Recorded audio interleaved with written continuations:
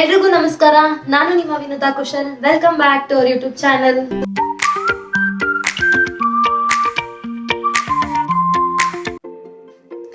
ಇವತ್ತಿನ topic sari pleating, ironing and folding. ನಾನು already ಈ ಇನ್ಫಾರ್ಮೇಶನ್ ಬಗ್ಗೆ ಪ್ರೀವಿಯಸ್ ವಿಡಿಯೋದಲ್ಲಿ ಅಪ್ಲೋಡ್ ಮಾಡಿದ್ದೀನಿ. ಎಲ್ಲ ತುಂಬಾ ಜನ ಆ ವಿಡಿಯೋನ ವೀಕ್ಷಿಸಿ ಅಂಡ್ ಕಮೆಂಟ್ ಕೂಡ ಮಾಡಿದ್ದೀರಾ. ತುಂಬಾ ಫಾಸ್ಟ್ ಆಯ್ತು ವಿಡಿಯೋ, ಅರ್ಥ ಮಾಡ್ಕೊಳ್ಳೋಕೆ ಕಷ್ಟ ಆಗ್ತದೆ, ನೋಡಿದ್ರು ಕೂಡ ಗೊತ್ತಾಗ್ತಿಲ್ಲ, ದಯವಿಟ್ಟು ಸ್ವಲ್ಪ ಸ್ಲೋ ಆಗಿ ವಿಡಿಯೋ ಮಾಡಿ ಅಂಡ್ ಏನೇನ್ ಸ್ಟೆಪ್ಸ್ ನ ಫಾಲೋ ಮಾಡ್ತೀರಾ ಅದನ್ನ ಕೂಡ ಎಕ್ಸ್ಪ್ಲೈನ್ ಮಾಡಿ. ಸೊ ನಮ್ಗೆ ಈಸಿ ಆಗುತ್ತೆ, ಕಲಿಯಕ್ಕೂ ಕೂಡ ಈಸಿ ಆಗುತ್ತೆ, ಮಾಡಕ್ಕೂ ಕೂಡ ಈಸಿ ಆಗುತ್ತೆ ಅಂತ ತುಂಬಾ ಜನ ಕಮೆಂಟ್ ಮಾಡಿ ಅಂಡ್ ತುಂಬಾ ಜನ ಕೇಳಿದ್ದೀರಾ. ಸೊ ಅದಕ್ಕೆ ನಿಮ್ಗೋಸ್ಕರ ನಾನು ಇವತ್ತು ಮತ್ತೆ ವಿಡಿಯೋ ಮಾಡ್ತಾ ಇದ್ದೀನಿ. ಈ ವಿಡಿಯೋದಲ್ಲಿ ನಾನು ಎಲ್ಲ ಏನೇನ್ ಸ್ಟೆಪ್ಸ್ ನ ಫಾಲೋ ಮಾಡ್ತೀನಿ, ಎಲ್ಲದರ ಬಗ್ಗೆ ಡೀಟೇಲ್ಸ್ ನ ಈ ವಿಡಿಯೋದಲ್ಲಿ ನಾನು ನಿಮ್ಗೆ ತೋರಿಸ್ತಾ ಇದ್ದೀನಿ. ದಯವಿಟ್ಟು ಎಲ್ಲರೂ ಕಂಪ್ಲೀಟ್ ವಿಡಿಯೋನ ವೀಕ್ಷಿಸಿ, ನೀವು ಟ್ರೈ ಮಾಡಿ, ನಿಮ್ಗೂ ಕೂಡ ಈ ವಿಡಿಯೋ ಹೆಲ್ಪ್ಫುಲ್ ಆಗುತ್ತೆ.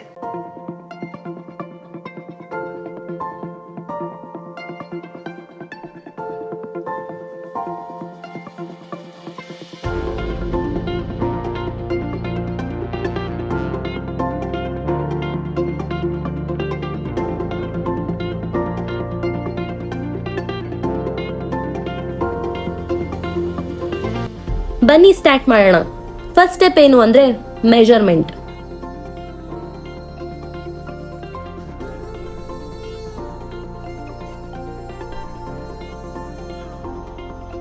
ನಂಗೆ ಸೆರಗು ಎಷ್ಟುದ ಬೇಕು ಅಂತ ನಾನು ನೋಡ್ಕೊಂಡು ಅಲ್ಲಿ ಒಂದು ಪಿನ್ ಮಾಡ್ಕೊಂತ ಇದೀನಿ, ಅಂದ್ರೆ ಅದನ್ನ ಮಾರ್ಕ್ ಮಾಡ್ಕೊಳ್ಳೋ ತರ. ಸೊ ನಮಗ್ ಗೊತ್ತಾಗುತ್ತೆ ಓ ಇಷ್ಟುದ ನಮಗೆ ಸೆರಗು ಬೇಕು ಅಂತ. ನಾನಿಲ್ಲಿ ಪಿನ್ ಕೂಡ ಯೂಸ್ ಮಾಡ್ತಾ ಇರೋದು ಬಾಲ್ ಪಿನ್. ಅಂದ್ರೆ ನೋಡ್ತಾ ಇದೀರಾ, ಇಲ್ಲಿ ಪಿನ್ ಅಲ್ಲಿ ಎಂಡ್ ಅಲ್ಲಿ ಬಾಲ್ ತರ ಇದೆ. ಸೊ ಈ ತರ ಪಿನ್ ಯೂಸ್ ಮಾಡೋದ್ರಿಂದ ನಮ್ ಸೀರೆ ಡ್ಯಾಮೇಜ್ ಆಗಲ್ಲ. ಸೊ ಅದಕ್ಕೆ ನಾನ್ ಸಜೆಸ್ಟ್ ಮಾಡೋದು ಈ ತರ ಪಿನ್ ನ ಯೂಸ್ ಮಾಡಿ. ಸೊ ರೇಷ್ಮೆ ಸೀರೆ ಆಗಿರ್ಬೋದು, ಯಾವುದೇ ಸೀರೆಗಳಾಗಿರ್ಬೋದು, ಡ್ಯಾಮೇಜ್ ಆಗಲ್ಲ ಅಂತ. ಸೆಕೆಂಡ್ ಏನ್ ಮಾಡ್ತಾ ಇದೀನಿ ಅಂದ್ರೆ, ನಾನು ಸೊಂಟ ಅಳತೆನ ತಗೊಳ್ತಾ ಇದೀನಿ. ಅಂದ್ರೆ 1 ರೌಂಡ್ ನನ್ನ ಸೊಂಟದ ಅಳತೆ ತಗೊಂಡು ಅಲ್ಲಿ ಕೂಡ ಒಂದು ಪಿನ್ ನ ಹಾಕೊಳ್ತಾ ಇದೀನಿ. ಅದು ಕೂಡ ಒಂದು ಮಾರ್ಕ್ ತರ ನನ್ಗೆ ಗೊತ್ತಾಗ್ಲಿ ಅನ್ನೋದಕ್ಕೋಸ್ಕರ.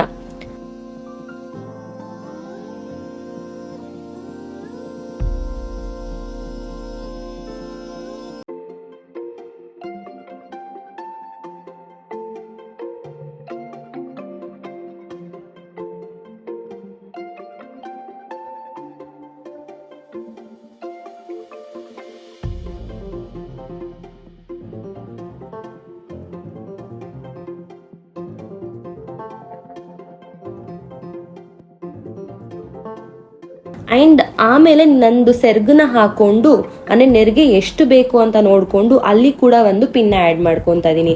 ಅಂದ್ರೆ ಟೋಟಲಿ ನಾನು 3 ಪಿನ್ ಆಡ್ ಮಾಡ್ಕೊಳ್ತಾ ಇದೀನಿ. ಒಂದು ಸೆರ್ಗ ಹತ್ರ, ಇನ್ನೊಂದು ಮಿಡಲ್ ಅಲ್ಲಿ ನಮಗ್ ಬರೋ ನೆರಿಗೆ, ಎಷ್ಟು ನೆರಿಗೆ ಬೇಕು ಸ್ಟಾರ್ಟ್ ಇಂದ ಎಂಡ್. ಸ್ಟಾರ್ಟಿಂಗ್ ಪಾಯಿಂಟ್ ಒಂದು ಪಿನ್ ಆಡ್ ಮಾಡ್ತೀನಿ, ಎಂಡಿಂಗ್ ಪಾಯಿಂಟ್ ಒಂದು ಪಿನ್ ಆಡ್ ಮಾಡ್ತಾ ಇದೀನಿ. ಸೊ ಮೆಜರ್ಮೆಂಟ್ ಇವಾಗ ಮುಗೀತು.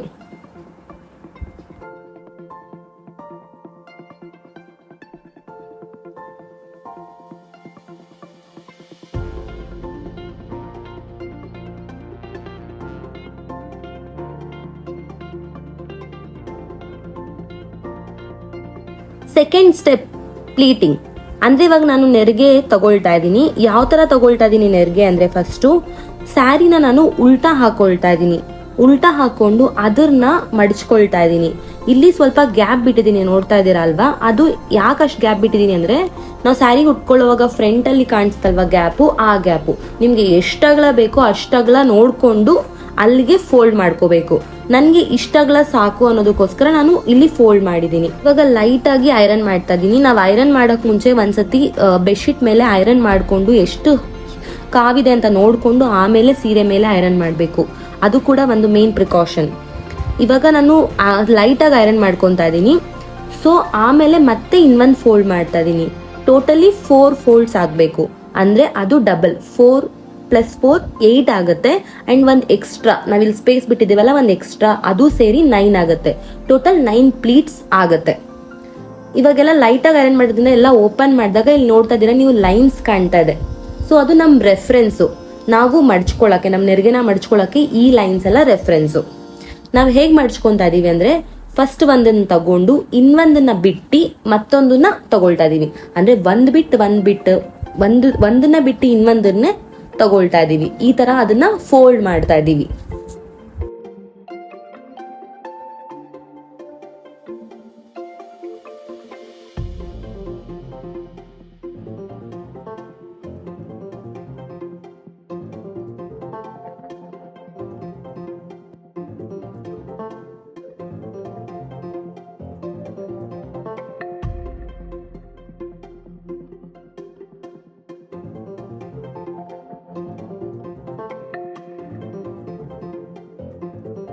ನೋಡಿ ಎಷ್ಟು ಈಸಿಯಾಗಿ ನಾವು ಅದನ್ನ ಪ್ರಾಪರ್ ಆಗಿ ಫೋಲ್ಡ್ ಮಾಡ್ಕೊಂಡ್ವಿ ಅಂತ. ನಾವು ನಾರ್ಮಲ್ ಆಗಿ ಮಾಡ್ತೀವಿ ಅಂದ್ರೆ ಅದು ಒಂದು ಉದ್ದ ಇರುತ್ತೆ, ಒಂದು ತುಂಡ ಇರುತ್ತೆ, ಒಂದು ಆಚೆ ಬರುತ್ತೆ, ಎಷ್ಟೆಲ್ಲ ಪ್ರಾಬ್ಲಮ್ ಆಗುತ್ತಲ್ಲ. ಅದಕ್ಕೆ ನಾವು ಈ ತರ ರೆಫರೆನ್ಸ್ ಇಟ್ಕೊಂಡು ಅಂದ್ರೆ ಈ ತರ ಮಾಡೋದ್ರಿಂದ ತುಂಬಾ ಈಸಿಯಾಗಿ ಆಗುತ್ತೆ, ಎಲ್ಲ ಈಕ್ವಲ್ ಆಗಿ ಫೋಲ್ಡ್ ಆಗುತ್ತೆ. ಅದೇ ತರ ನಾನು ಮುಂದಕ್ಕೆ ಕೆಳಗಡೆ ಕೂಡ ಮಾಡ್ಕೊಳ್ತಾ ಇದ್ದೀನಿ. ಇಲ್ಲಿ 2 ತರ ಪ್ರೋಸೆಸ್ ಇದೆ, ನಿಮ್ಗೆ ಯಾವ ತರ ಕಂಫರ್ಟಬಲ್ ಆಗುತ್ತೋ ಆ ತರ ಮಾಡ್ಬೋದು. ಒಂದು ನಾನು ಹಿಂದೆ ಮುಂದೆ ಮಾಡ್ತಾ ಇದೀನಿ, ಇಲ್ಲ ಹಂಗಾಗಲ್ಲ ಅಂದ್ರೆ ಒಂದ್ರಿಂದ ಒಂದು ಜೋಡಿಸ್ಕೊಂಡು ಕೂಡ ಅಲ್ಲಿ ಕೂಡ ಪಿನ್ ಮಾಡ್ಕೋಬಹುದು. ಮತ್ತೆ ಕ್ಲಿಪ್ ನ ನಾನು ಇಲ್ಲಿ ಅಟ್ಯಾಚ್ ಮಾಡ್ತಾ ಇದೀನಿ ನನ್ನ ಸ್ಟ್ಯಾಂಡ್ಗೆ, ಸೊ ಫಿಕ್ಸ್ ಆಗುತ್ತೆ. ಸೊ ನಾನು ಈಸಿಯಾಗಿ ಮಿಕ್ಕಿದ ಪ್ಲೀಟ್ಸ್ನೆಲ್ಲ ಮಾಡ್ಕೊಬಹುದು. ಅದಕ್ಕೋಸ್ಕರ ನಾವು ಎಲ್ಲಿ ತನಕನೇ ನಾವು ಆಲ್ರೆಡಿ ಮೆಷರ್ ಮಾಡ್ಕೊಂಡಿರ್ತೀವಲ್ವಾ, ಮೆಷರ್ ಮಾಡೋಕೆ ಪಿನ್ ಹಾಕಿರ್ತೀವಲ್ಲ, ಅಲ್ಲಿವರೆಗೂ ನಾನು ಈ ನೆರಿಗೆನೆಲ್ಲ ರೆಡಿ ಮಾಡ್ಕೊಳ್ತಾ ಇದ್ದೀನಿ.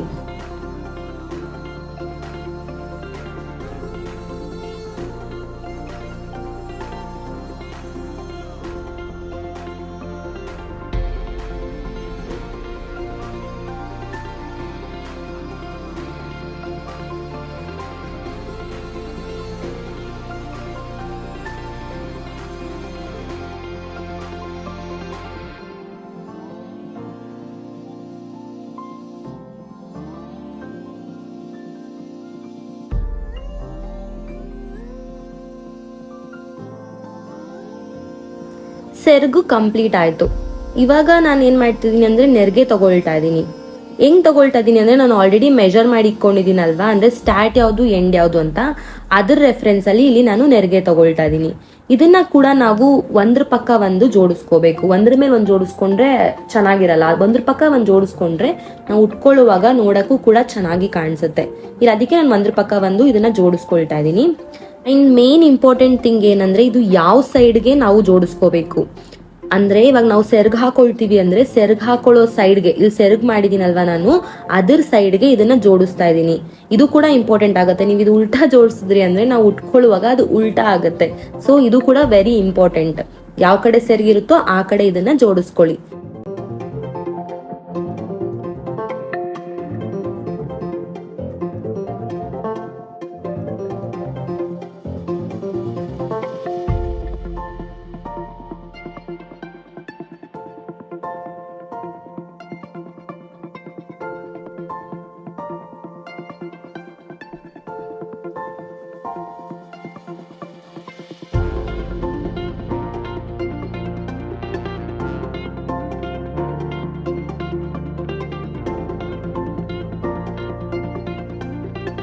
ಪಿನ್ ಮಾಡ್ತಾ ಇದೀನಿ, ಮೇಲೆ ಕೂಡ ಪಿನ್ ಮಾಡ್ತಾ ಇದೀನಿ, ಮಿಡಲ್ ಅಲ್ಲಿ ಕೂಡ ಪಿನ್ ಮಾಡ್ತಾ ಇದೀನಿ, ಎಂಡಲ್ ಕೂಡ ಪಿನ್ ಮಾಡ್ತಾ ಇದೀನಿ.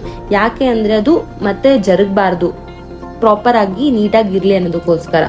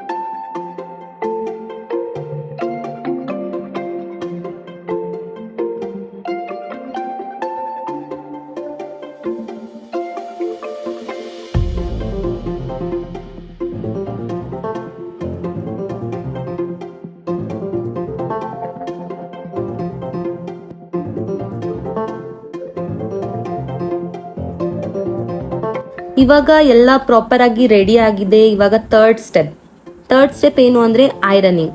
ನಾನು ಇವಾಗ ಐರನಿಂಗ್ ಮಾಡ್ಕೊಳ್ತಾ ಇದ್ದೀನಿ. ಐರನಿಂಗ್ ಫ್ರಂಟ್ ಅಲ್ಲಿ ಕೂಡ ಮಾಡ್ತಾ ಇದ್ದೀನಿ ಅಂಡ್ ಬ್ಯಾಕ್ ಅಲ್ಲಿ ಕೂಡ ಐರನಿಂಗ್ ಮಾಡ್ತಾ ಇದ್ದೀನಿ.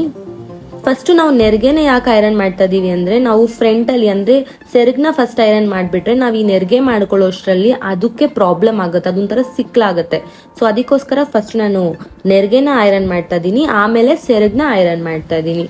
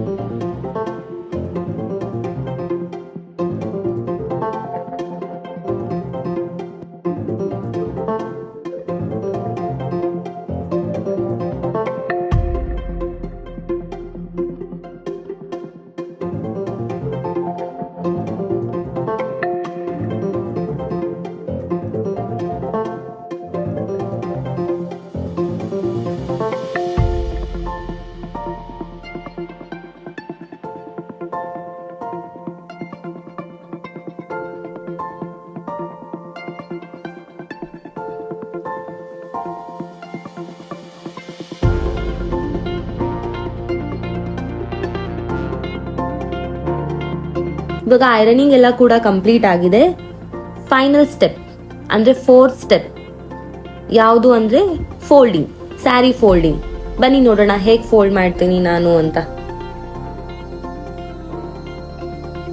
ಸ್ಯಾರಿ ಫೋಲ್ಡಿಂಗ್ ಇದೇ ಮೇಜರ್ ಸ್ಟೆಪ್. ಯಾಕಂದ್ರೆ ನಾವು ಇಷ್ಟೆಲ್ಲ ಕಷ್ಟಪಟ್ಟು ಇದೆಲ್ಲ ಮಾಡ್ಕೊಂಡಿದೀವಿ ಅಂದ್ರೆ ಅದನ್ನ ಪ್ರಾಪರ್ ಆಗಿ ಫೋಲ್ಡ್ ಮಾಡಿಲ್ಲ ಅಂದ್ರೆ ನಾವು ಮಾಡಿದೆಲ್ಲ ವೇಸ್ಟ್ ಆಗುತ್ತೆ. ಸೊ ಅದಕ್ಕೆ ನಾನಿಲ್ಲಿ ತೋರಿಸ್ತಾ ಇದೀನಿ ಹೇಗೆ ಫೋಲ್ಡ್ ಮಾಡ್ತಾ ಇದೀನಿ ಅಂತ. ಇವಾಗ ಸ್ಯಾರಿ ಎಂಡ್ ಇರುತ್ತಲ್ವಾ, ಅಂದ್ರೆ ನಾನು ಇಲ್ಲಿ ಸ್ಯಾರಿನ ಕೂಡ ಉಲ್ಟಾ ಹಾಕೊಳ್ತಾ ಇದೀನಿ. ಅಂದ್ರೆ ನಾವು ನೆರಿಗೆ ತೆಕ್ಕೊಂಡಿದೀವಲ್ಲ ಆ ಕಡೆಗೆ ಹಾಕೊಳ್ತಾ ಇದೀನಿ. ಆ ಸ್ಯಾರಿ ಎಂಡನ್ನ 2 ಫೋಲ್ಡ್ ಮಾಡಿ ಮತ್ತೆ 3rd ಫೋಲ್ಡ್ಗೆ ನಾವೇನ್ ನೆರಿಗೆ ತೆಗ್ದಿರ್ತೀವಿ ಅದು ಮಿಡಲ್ಗೆ ಬರೋ ತರ ಫೋಲ್ಡ್ ಮಾಡ್ಕೊಳ್ತಾ ಇದೀನಿ. ನೀವು ವಿಡಿಯೋದಲ್ಲಿ ನೋಡ್ತಾ ಇದ್ದೀರಾ, ನಿಮ್ಗೆ ಅರ್ಥ ಆಗ್ತಿದೆ ಅಂತ ಅನ್ಕೊಳ್ತಾ ಇದೀನಿ. ಇವಾಗ ಅದು ಮಿಡಲ್ ಅಲ್ಲಿ ಇದಾನೆ, ನೆರಿಗೆ ತಕ್ಕೊಂಡಿರೋದು ಫೋಲ್ಡ್ ಮಾಡಿರೋದಕ್ಕೆ ಮಿಡಲ್ ಅಲ್ಲಿ ಇದೆ.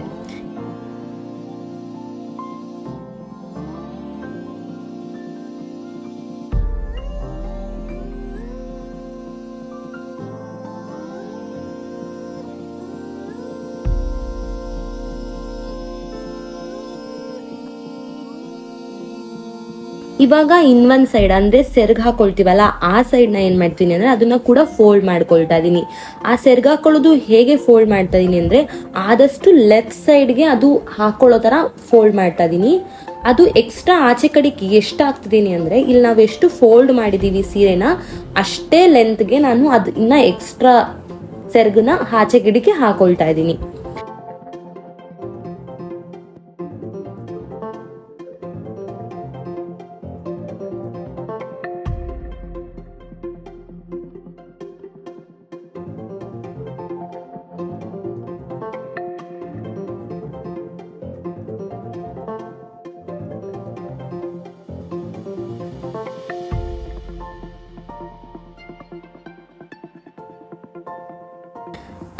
ಇದೆಲ್ಲ ಪ್ರಾಪರ್ ಆಗಿ ಹಾಕೊಂಡ್ಮೇಲೆ ಇದಾದಷ್ಟು ಲೆಫ್ಟ್ ಸೈಡ್ ಇರೋದ್ರಿಂದ ಈ ಕಡೆ ಲೆಫ್ಟ್ ಸೈಡ್ ಸ್ಪೇಸು ಸ್ವಲ್ಪ ಇರುತ್ತೆ, ಅದಕ್ಕೆ ಅದನ್ನ ಒಂದು ಫೋಲ್ಡ್ ಮಾಡ್ತಾ ಇದ್ದೀನಿ. ಅಂಡ್ ರೈಟ್ ಸೈಡ್ ಅಲ್ಲಿ ಇರೋದನ್ನ ಕೂಡ ಫೋಲ್ಡ್ ಮಾಡ್ತಾ ಇದ್ದೀನಿ. ಇದನ್ನ ಹತ್ರಕ್ಕೆ ಅಂದರೆ ಸೆರ್ಗ್ ಹತ್ರಕ್ಕೆ ಲೆಫ್ಟ್ ಸೈಡ್ ಇರೋದನ್ನ ಫೋಲ್ಡ್ ಮಾಡ್ತಾ ಇದ್ದೀನಿ.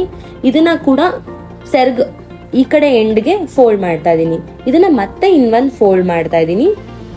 ಓಕೆ, ಇವಾಗೆಲ್ಲ ಗೊತ್ತಾಗ್ತದೆ ಅಲ್ವಾ? ಇದನ್ನ ಮತ್ತೆ ರೊಟೇಟ್ ಮಾಡ್ತಾ ಇದ್ದೀನಿ, ಇದನ್ನ ತಿರುಗಿಸ್ತಾ ಇದ್ದೀನಿ. ಇದನ್ನ ತಿರುಗಿಸಿದಾದ್ಮೇಲೆ ನಾವು ಏನೇನು ತೆಕ್ಕೊಂಡಿದೀವಿ ಸೆರಗು ಅದೆಲ್ಲ ಪ್ರಾಪರ್ ಆಗಿ ಇಲ್ಲಿ ನಿಮ್ಗೆ ಕಾಣಿಸ್ದಲ್ಲ, ಈ ತರ ಪ್ರಾಪರ್ ಆಗಿ ನೀಟಾಗಿ ಇರುತ್ತೆ. ಇದನ್ನ ಮತ್ತೆ ಇನ್ನೊಂದು ರೌಂಡ್ ಮಾಡಿಕೊಂಡು ಎಕ್ಸ್ಟ್ರಾ ಏನೇನಿದೆ ನಮ್ದು ಸೆರಗು ಅದನ್ನೆಲ್ಲ ಮತ್ತೆ ಫೋಲ್ಡ್ ಮಾಡಿ ಒಳಗಡೆ ಇಡ್ತಾ ಇದ್ದೀನಿ. ಅದನ್ನ ಕೂಡ ಸುಮ್ಮನೆ ತುರುಕ್ಬಿಡ್ಬಾರ್ದು, ನೀಟಾಗಿ ಇಡಬೇಕು. ಬಿಕಾಸ್ ಅದೇ ಮೇನ್ ಥಿಂಗ್. ಬಿಕಾಸ್ ನಾವು ಸೀರೆ ಉಟ್ಕೊಂಡಾಗ ನಮ್ಮ ಸೆರಗು ನೀಟಾಗಿ ಕಾಣಿಸ್ಬೇಕು ಅಂದ್ರೆ ಅದನ್ನೆಲ್ಲ ನೀಟಾಗಿ ಫೋಲ್ಡ್ ಮಾಡಿಕೊಂಡು ಇಟ್ಕೋಬೇಕು. ಎಲ್ಲರಿಗೂ ಗೊತ್ತಾಯ್ತಲ್ಲ ಯಾವ ಥರ ಸ್ಟೆಪ್ನ ಫಾಲೋ ಮಾಡಿದ್ದೀನಿ, ಯಾವ ಥರ ಫೋಲ್ಡ್ ಮಾಡಿದ್ದೀನಿ ಅಂತ. ಏನಾದರೂ ಡೌಟ್ಸ್ ಇತ್ತು ಅಂದರೆ ದಯವಿಟ್ಟು ಕಮೆಂಟ್ ಬಾಕ್ಸಲ್ಲಿ ಕಮೆಂಟ್ ಮಾಡಿ, ನಾನು ರಿಪ್ಲೈ ಮಾಡ್ತೀನಿ.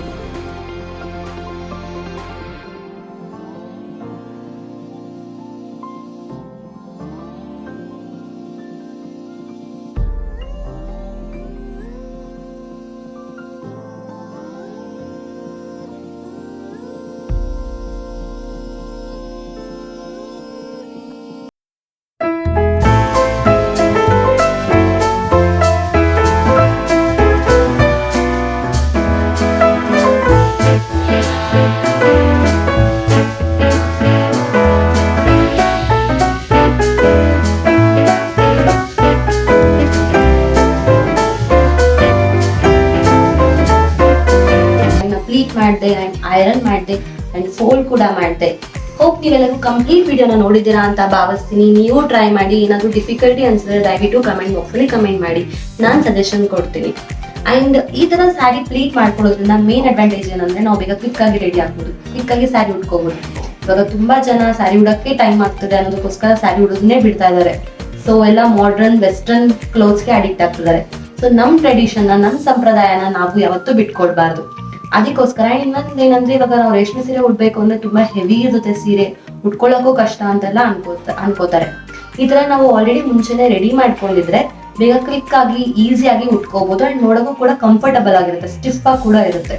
ತುಂಬಾ ದೊಗ್ಲ ಅಂಡ್ ತುಂಬಾ ಅಗಲ ನೆರಿಗೆ ಆ ತರ ಎಲ್ಲ ಅನ್ಕಂಫರ್ಟಬಲ್ ಇರಲ್ಲ, ತುಂಬಾ ಕಂಫರ್ಟಬಲ್ ಆಗಿರುತ್ತೆ, ತುಂಬಾ ನೀಟಾಗಿ ಕೂಡ ಇರುತ್ತೆ, ತುಂಬಾ ಚೆನ್ನಾಗಿ ಕೂಡ ಕಾಣಿಸುತ್ತೆ. ನಾನಿಲ್ಲಿ ಸ್ಯಾರಿ ಪ್ಲೀಟಿಂಗ್ ಫೋಲ್ಡಿಂಗ್ ಮಾತ್ರ ತೋರಿಸ್ಕೊಟ್ಟಿಲ್ಲ. ಅಂಡ್ ನನ್ನ ಪ್ರೀವಿಯಸ್ ವಿಡಿಯೋದಲ್ಲಿ ಹೇಗೆ ಡ್ರೇಪ್ ಮಾಡ್ಕೋಬೇಕು, ಸ್ಯಾರಿನ ಹೇಗೆ ಉಟ್ಕೋಬೇಕು, ಈ ತರ ಫೋಲ್ಡ್ ಮಾಡ್ಕೊಂಡಿದ್ರೆ ಎಷ್ಟು ಬೇಗ ಉಟ್ಕೋಬಹುದು ಅಂತ ನೀವು ಆ ವಿಡಿಯೋದಲ್ಲಿ ನೋಡಿ. ಅಂಡ್ ನೀವು ಕೂಡ ಟ್ರೈ ಮಾಡಿ. ಏನೇ ಇದ್ರೂ ಕಮೆಂಟ್ ಬಾಕ್ಸಲ್ಲಿ ಕಮೆಂಟ್ ಮಾಡಿ. ನಮ್ಮ ಚಾನಲ್ನ ಇಷ್ಟಪಟ್ಟರೆ ದಯವಿಟ್ಟು ಸಬ್ಸ್ಕ್ರೈಬ್ ಮಾಡ್ಕೊಳ್ಳಿ, ಲೈಕ್ ಮಾಡಿ, ಬೇರೆಯವ್ರಿಗೂ ಶೇರ್ ಮಾಡಿ. Thank you so much.